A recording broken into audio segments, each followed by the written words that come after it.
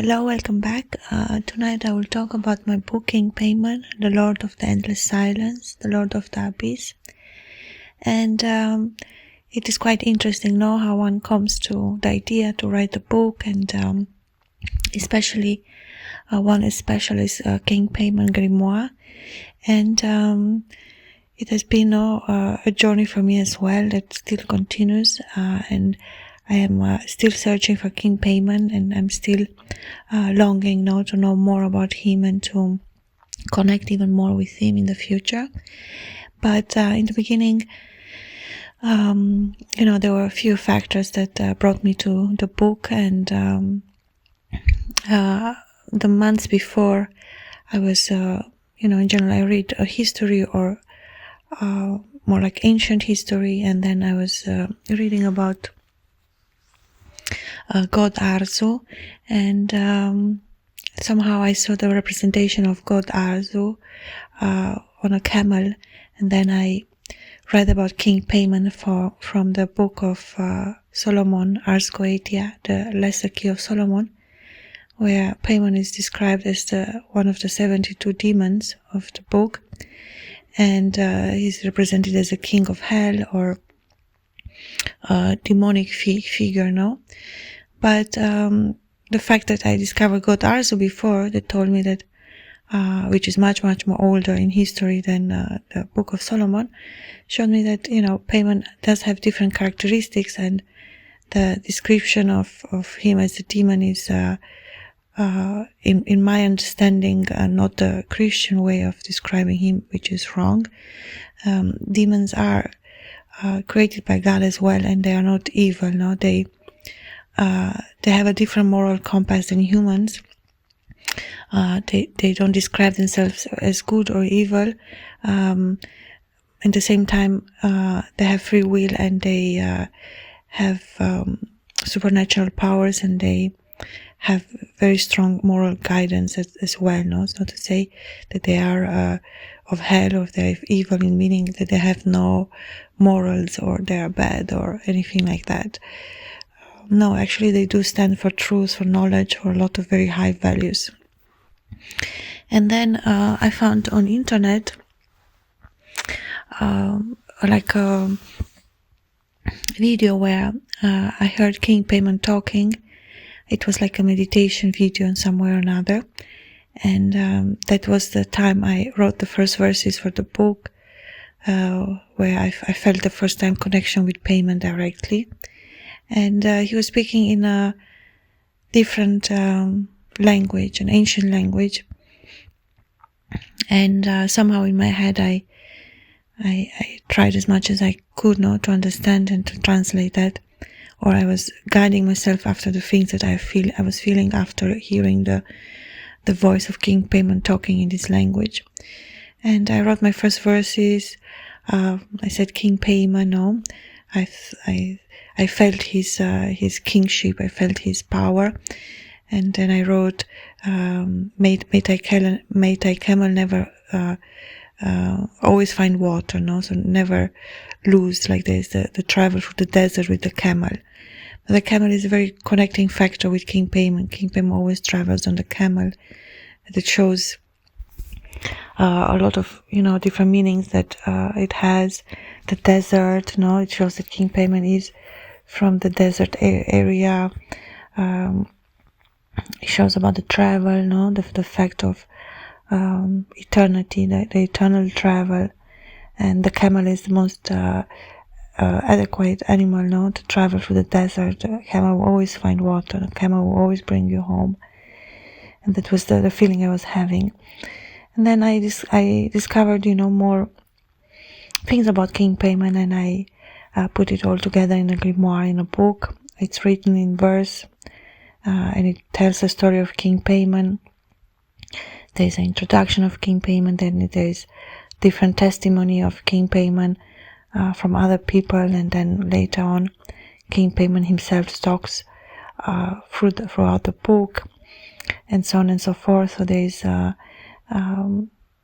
different elements that were combined in the book. In the same time, the visions that I had with King Paimon, I had 3 or 4 different visions, very powerful visions, which allowed me, I think King Paimon allowed me to understand more who he is.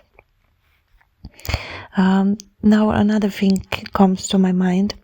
There's a recollection of a saint who was shown by an angel the other world, no, and and then on his travel in this world, the angel showed him a being that was so vast and so dark, no, that scared him and said, "Oh, may God never let me end up in that place or end up in that, by that angel, no, that was very, very large." And he felt, that that darkness or the abyss, or what that represents. And my idea too was, I was meditating on the idea of the abyss, which represents King Paimon, which showed me in the visions that I had with him. There's like a lot of information came then to me, and I meditate on the idea what the void means, what the silence means, what the abyss is actually, because we as human, we understand it as something that is like the end of something, or the like a place that to not want to go, or not want to be part of. In the same time, the abyss is a part that we originate from, and finally it's like our home, because everything comes out from that abyss. The abyss is potential. Everything comes from that darkness. And so, well, the humans, there's like we carry the light, or we are given the spark, the divine spark of light, of life. But we are formed in that abyss, in that darkness, as everything in the world comes from that place, or ends in that place, because there's King Paimon showed me that as he is eternal, he has seen the world change through the years, through this eternity, and then the things end and then they reappear. There's always an end and a beginning. There's a soft travel of time that changes our world, and humans are always on the planet, but we change as well. There's the idea, of course, the death, the rebirth. But he speaks very much about the eternal, the sense, the eternal life, that finally there is no end. Finally, the freedom of the abyss teaches us there is no end. There's only vastness. There's only eternal time. So when we speak about King Paimon, we speak about very high, like philosophy, of eternity, of life, of death, of rebirth, of changes, of what life is, what death is, what it means the abyss, what is the silence, what is the void, from where we come, from where everything comes. Even an idea comes from the abyss, from that silence, from that void. So it was quite interesting for me, to touch on those subjects, and it was difficult, but it did create something with like eternal depth. Now my book is very, it has just because of the thematic, a heaviness to it, importance, a feeling, that there are maybe some answers or some questions that we all human think about, and we want to know more answers about. And I wrote a book last year in spring. It took me a few months, and I worked very, very intensely on it. And I had the feeling that King Paimon was with me, because for me, King Paimon exists, and he is eternal, and I know he is there. Even it's like at the moment I don't feel him as much as with me as I did when I was writing the book. But in that moment, I really, knew, of course, took the information from the book of the King of Solomon, the Key of Solomon, or Ars Goetia, and I looked at the representation of King Paimon, who he is. So that book was a huge inspiration for me as well, of course. And then I connected the more ancient origin of King Paimon, which is God Arzo, and then the different elements that I brought out of me, of my own thinking, my own reasoning, my own talent, as a writer, to continue to create a story, that is not limited at just the idea of King Paimon as a demon. So I wanted to honor him with my book. I wanted to tell the story of him, almost like a recollection of history, you know, of a time far, far away, that we don't know so much about it, but we can imagine it. And the book is found on Amazon if anyone is interested to read and buy or to have it. It's a very beautiful grimoire. It's a large book, around 700 pages. I still want to make the text a little smaller, so the pages are a little less, because it is a heavy book. But yeah, it was a lot of work, of course, to create a story, but the inspiration came very fast, and I felt, like I said, the King Paimon was helping, was teaching me, was showing me, you know, things that he wanted in the book as well. And then later on, the connection with King Paimon was very beautiful, like almost celebratory, you know.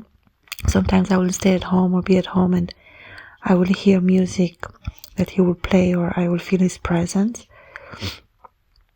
And the way he showed himself to me, it was in a few instances a little bit different, no? I do speak about this in other videos as well, other recordings, where King Paimon shows himself different ways. Once he showed himself on the throne, covered in a black robe. Once he showed himself all black, almost like an energy moving. It was the first time I contacted him, and he moved very fast, and he appeared almost like a shadow, like a dark but very powerful energy. Then he showed himself as a magician. Then he showed himself as a man traveling through the desert, the moment where I know that King Paimon did have a human life once. He was a king, and he will travel through different villages in the time, and deserts and other places, no, like endless travel. And he will help people, or he will, and almost be like a witness of time. No, he is a witness of time. The vision when he was on the throne, he was all the time talking. He has a very deep, very melodic voice, and he always talks. King Paimon is all about knowledge.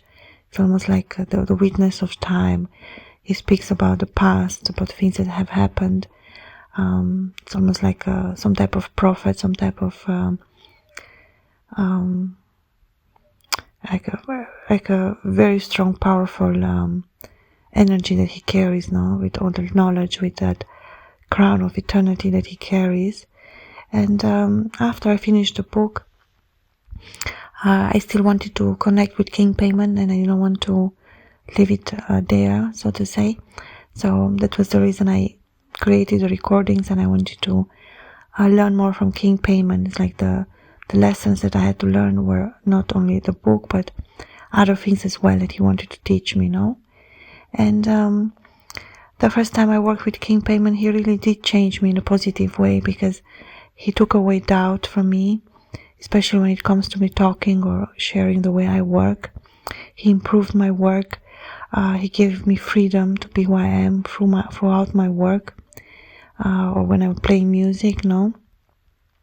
Almost like he made everything else disappear, and the entire focus was on how good, on how much I enjoy playing my music or writing or enjoying the things that I'm doing, and almost like reaching a higher level intellectually, or almost in my talent as well, no? Because King Paimon is a master of genius. He finds that spark in you that is the genius part, no? And he helps one to polish you, know, to have that confidence, to have that strength and authority in your work.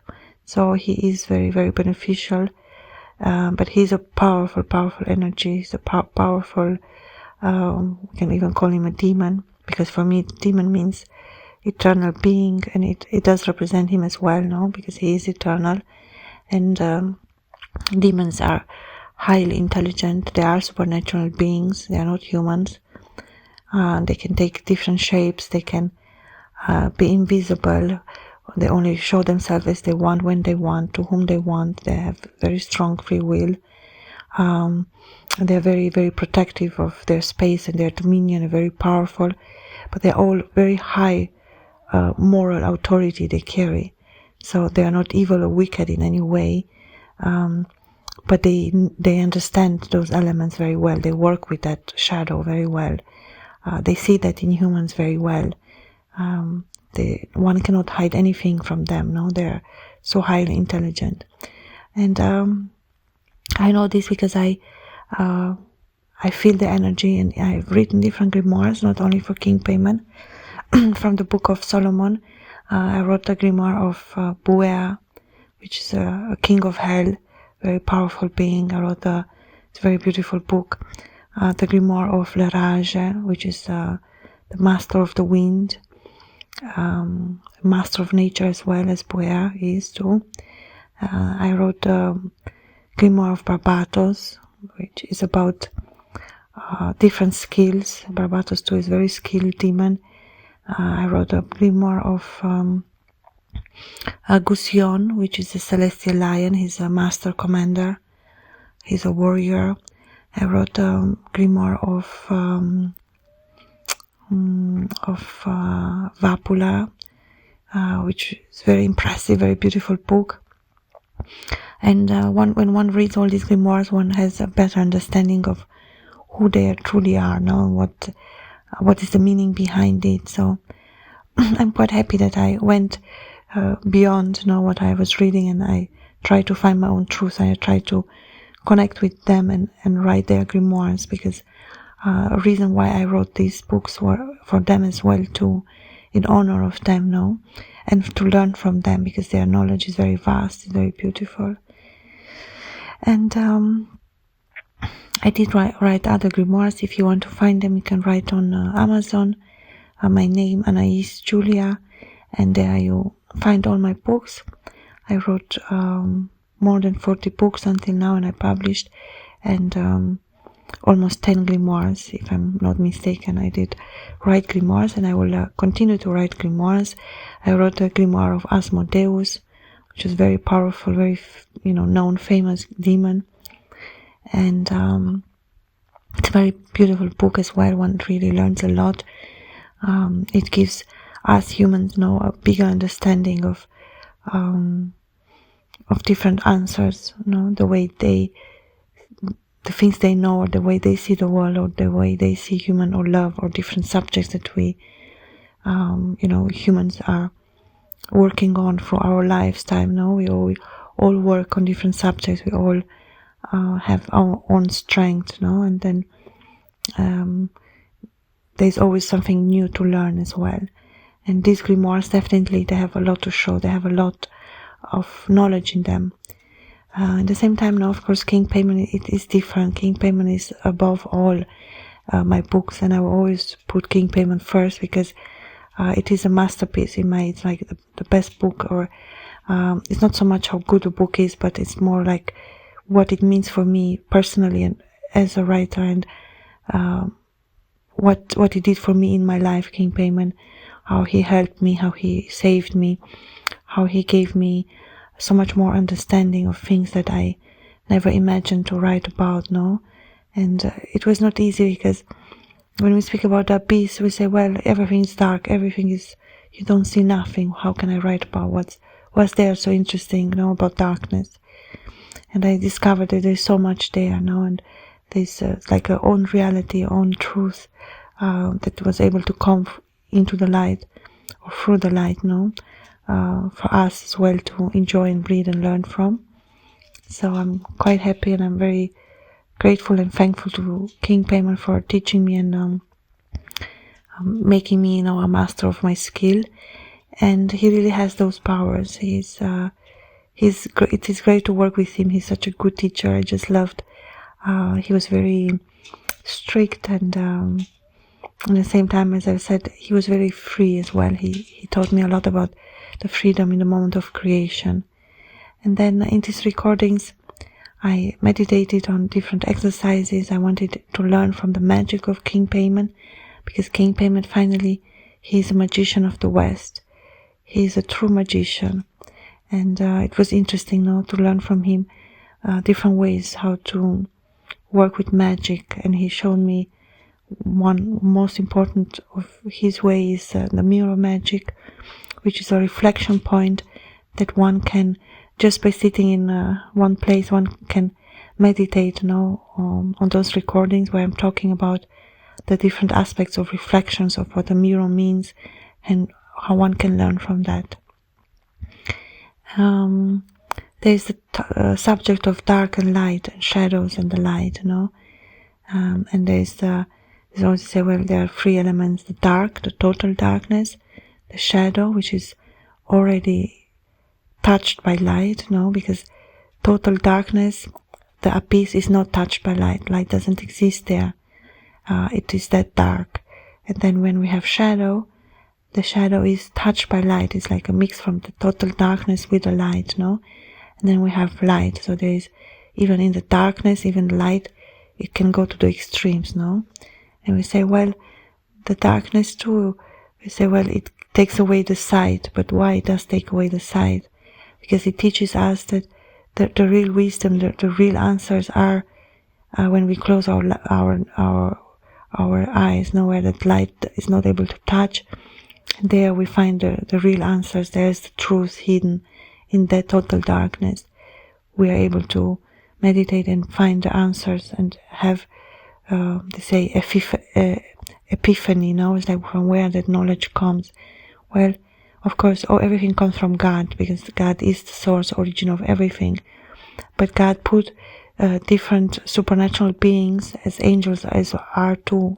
Angels and demons are the same thing, just the opposite range of the domain that they have dominion above.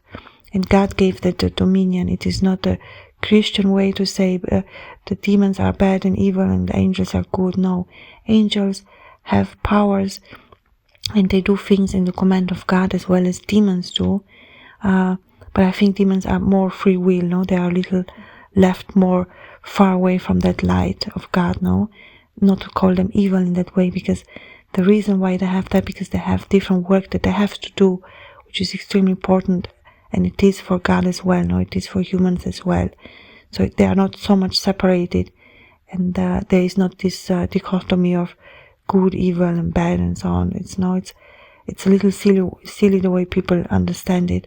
That's why I do want people to have a deeper understanding of what is the meaning of it all, and how helpful they are both on each side. So I don't, of course they carry different energies, as I've said. I love them both equally. I don't see them in evil way, I honor, I appreciate them, I respect them, because they were created by God, so God's creation is never wrong. I don't go against what God created, for me, who I am to judge. But I am here to learn from them, and to be honest, if from angels I receive a lot of love, guidance, support. There's always energy which is there, which is God's love for us in the material world, where the angels are around us, with us. The most that I have learned were from demons, from them, because knowledge is from the darkness. That's why, because they have the dominion over that. And the mirror too, is very, they say the mirror represents the soul. The mirror has a soul of its own, and it's almost like a prophetic. The mirror can be prophetic. The mirror can show you things from the future. I believe a lot of things are magical, and I believe in magic in general, but let's not be stupid now, because it's always like every time we speak about different subjects, they say, oh, demons, oh, magic, oh, it's evil, oh, the devil. It's such limiting and such a low understanding of the world and how things work that it's so silly, and it just stops one getting to the answer, getting to that knowledge. And one of the most things that I believe should be important for humans, besides, being good and following God's word, for us as well, humans have to their own, we have all our own duty towards God as well, and towards other beings, because we have dominion over the world, as the demons have dominions over the darkness, and angels have dominion over the light. So there are these both sides, no, they work for us as well, and we should know how to use them. We should know how to work with that, and how we do it. No, and say, well, I do respect left and right. I do. There's nothing for me not to respect there. No, and it is not even asked of me. It is just natural. It should not be such a big thematic, because the main purpose of humans should be knowledge, or wisdom, no, or understanding, and to say, well, if Adam and Eve ate from the tree of knowledge, we are still on that trip. We are still on that way, you know, to understand more, to have. If God gave us that knowledge, no, that we are still looking for answers. We still don't know, no, we still have questions that don't have yet a clear answer. So, and you know, in general, books or stories, we say, well, they are fantasy. Yeah, they are fantasy, but fantasy in reality are almost like brother and sister. They are not so different as people want to believe, because even our world is real. And say, yes, it is real, but at the same time is an illusion, because time is an illusion too, because it transports something that it always changes. It is nothing fixed. There's nothing fixed in the world. So it is almost like something that goes and comes. No, it's like you see it, you don't see it. It's like a magic trick. It is an illusion. So illusion doesn't mean that something is not real. No, something real can become an illusion, and an illusion, it is real, or has a lot of real aspects in it, no, or it carries that essence as well. That's what Paimon taught me, that the dark is not light and the light is not dark, but they are working so union together. They have to also say, almost like, just metaphorically speaking, the same atoms. They come from the same source. So finally, they are not as different as we think, even by them being completely opposite.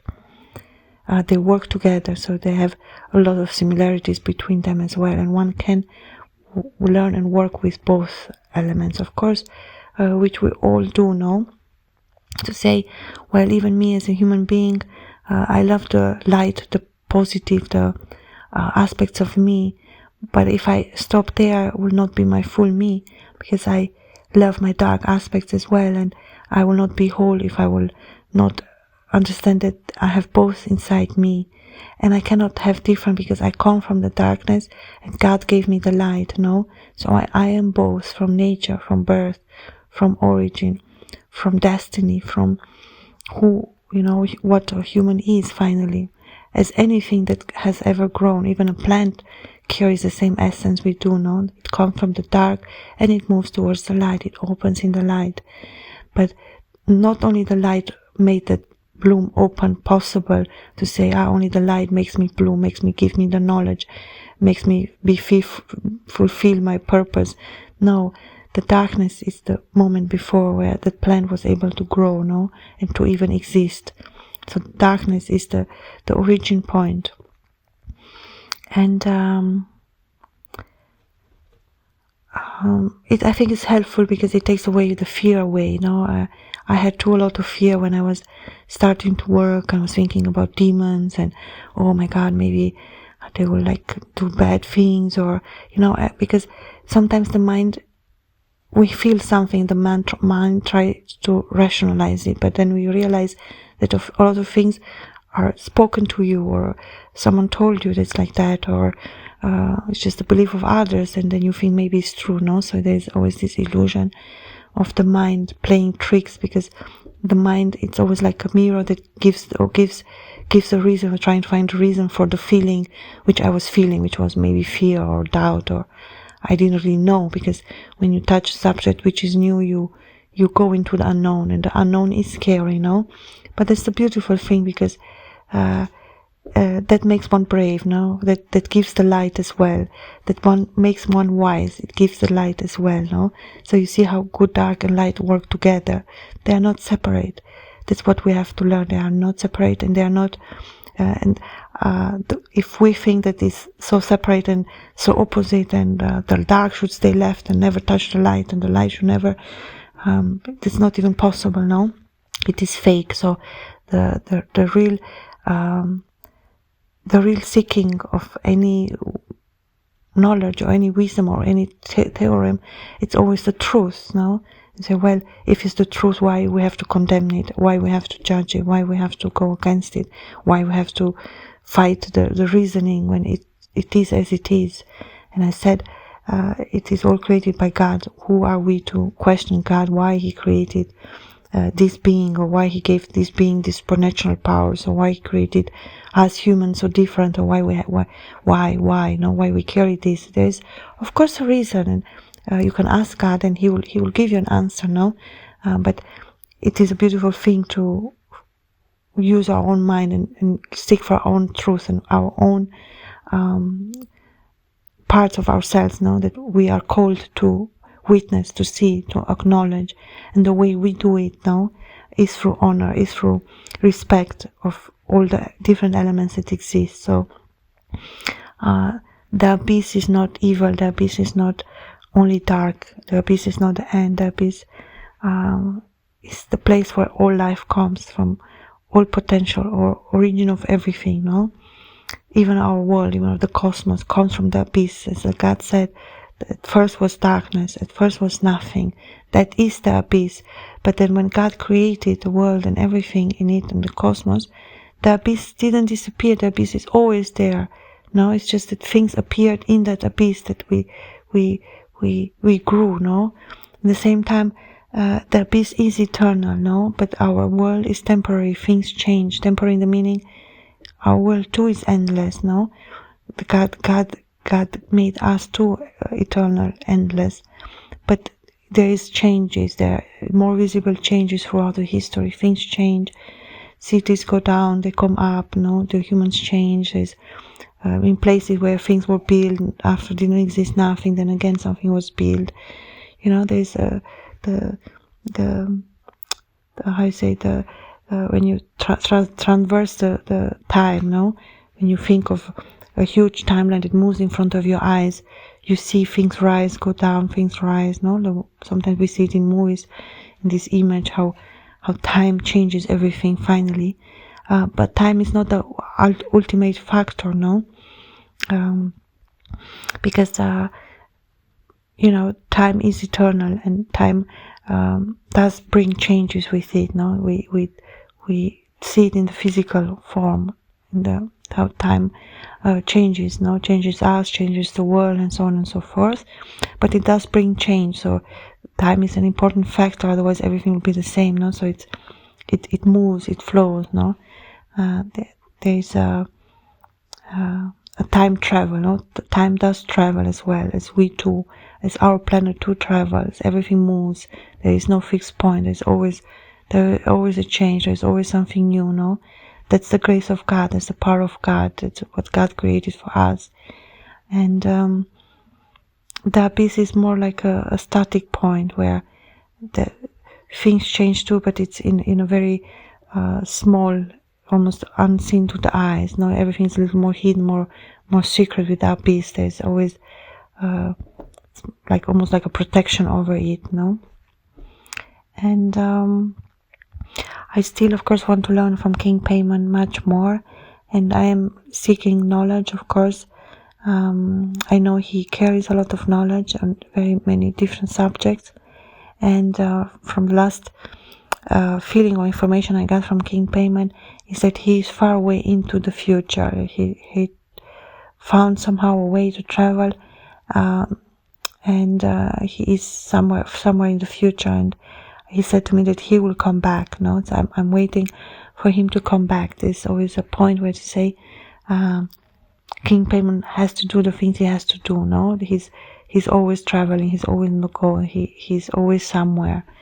And I'm happy that I've written a book, that I have this knowledge about him, and I'm, you know, in a way, he left for me other seeds that I can still work on. There's not to say the presence of something or someone not being there doesn't make them disappear, really, no? It's like, say, well, as children believe, no, if it's not the seed in front of them, they think it disappeared, doesn't exist. But that's not true, no? Of course, I see many things I don't see, and they, of course, still exist, thank God, no? So I know that Paimon is real.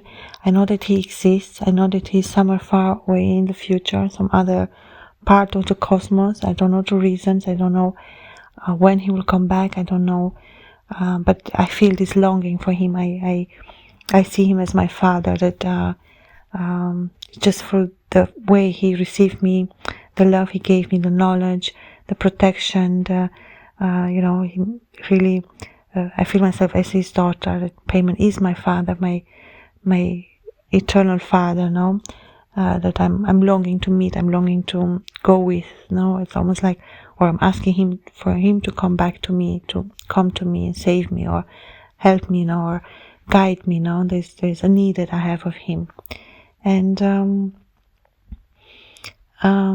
he showed me that the visions when I was working on the book. I felt many things. He showed me things. So for me, it's very much real. It's almost to say the fantasy of the book. Say, well, what is fantasy? For me, fantasy is as real as reality is. Maybe even more real, to be honest. So I do have quite a different way to see life, and what. For me, this life is illusion. For me, this life is temporary, of course, and it's not as important that it is important, of course, but I believe there is something beyond, or a place I come from, which is true life or eternal life, the way life should be, and life on earth is an illusion finally, because it's a temporary state. Sometimes I don't enjoy it as much, because my soul knows something else. My soul knows how it should be, and it's not. So I don't accept this world as real as others may, or as important in that way. It's like I look for ways to go away from here, to go beyond, to go to my true home, to my true father, so there's like a bridge, that I'm building, and of course there's a reason for this life as well. There's reason. I don't want to take away from its importance. I love my life. I celebrate my life. I love everything so much. I love nature. I love animals. There's so much beauty. There's so much things. I love learning. I love many things. I love people that love me as well. So there is a lot to be thankful to, but I see it as an illusion. Like for me, the fantasy part, or the things that my heart, my soul deeply feels inside me, and the memories I carry, knows that there is the eternal life, the eternal home, where of course there is no end, to it. There's this power to live forever, to live eternally, to live the way it's supposed to be, the place where I call home, my true home, where I originate, and it's almost to say life on earth is like a travel I have done for specific purpose that I wanted to do, for specific reasons, but this is not my home, this is not my place. So this is to connect it to King Paimon. When I talk about this, it's not to talk about me necessarily. It is a connection that I have with King Paimon.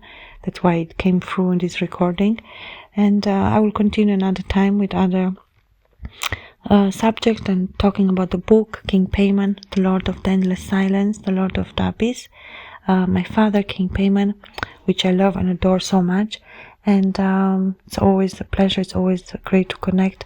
And these recordings are a way for me to connect to King Paimon as well, and to other listeners or readers that are interested in my books or in these thematics and want to touch on these subjects as well, and find pleasure in reading or discovering new worlds, new ways of thinking, or new understanding on different aspects. And hopefully it was helpful or interesting for others as well.